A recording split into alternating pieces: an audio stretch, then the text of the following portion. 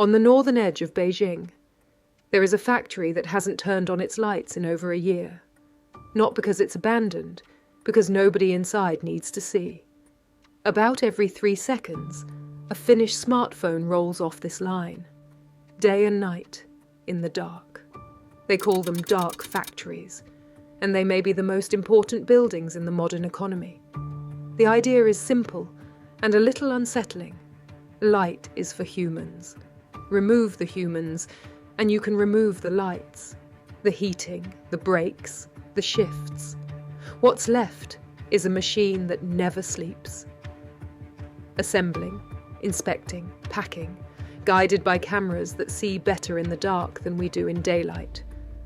The World Economic Forum keeps a list of the most advanced factories on Earth. It calls them lighthouses. As of this summer, there are 238 of them, across 30 countries. More of them stand in China than anywhere else on Earth. And last year, when the world installed over 500,000 industrial robots, China took home more than half of them. At Foxconn, the company best known for assembling iPhones, lights-off lines lifted efficiency by 30%. So, why China? And why now? The answer isn't a secret plan.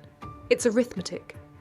For decades, Chinese manufacturing ran on an ocean of affordable labour. Then, the ocean began to recede. Around 2010, economists say China crossed its Lewis turning point. The moment surplus labour runs out and wages begin to climb. Between 2022 and 2023 alone, factory wages rose more than 10%. Meanwhile, the machines kept getting cheaper. By 2023, an average industrial robot cost about 200,000 yuan, and falling. When those two lines crossed, the question changed. It was no longer, can we afford robots? It became, can we afford not to? And China had two things nobody else did: the densest electronic supply chain on Earth and the engineers to wire it all together. Walk into Xiaomi's smart factory in Changping, though you'd want a flashlight. 81,000 square meters, 12 billion yuan. Up to 30,000 smartphones a day, with almost no one on the floor. In Wuhan, the same company finishes an air conditioner every 6.5 seconds. At Zeekr's electric car plant on Hangzhou Bay, the welding shop runs at 100% automation. Nearly 900 robots working in the dark.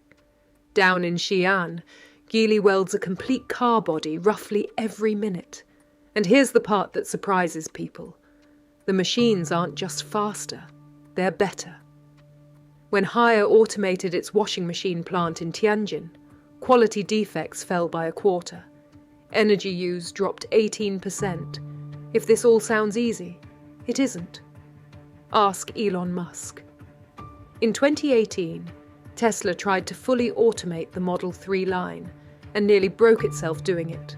Musk's own verdict. Excessive automation at Tesla was a mistake. Humans are underrated. That is what makes the dark factories remarkable. Lights-out manufacturing is one of the hardest engineering problems in industry. Thousands of machines, coordinating for years with no supervisor walking the line. And the people didn't simply vanish. At Midea's air conditioner plants, a decade of automation cut the line workforce by 2/3, while peak output rose by 2/3. The jobs that remain look different. Fewer hands on the line, more engineers behind the glass, programming, maintaining, and teaching the machines. And the next generation of factory workers is already walking through the door.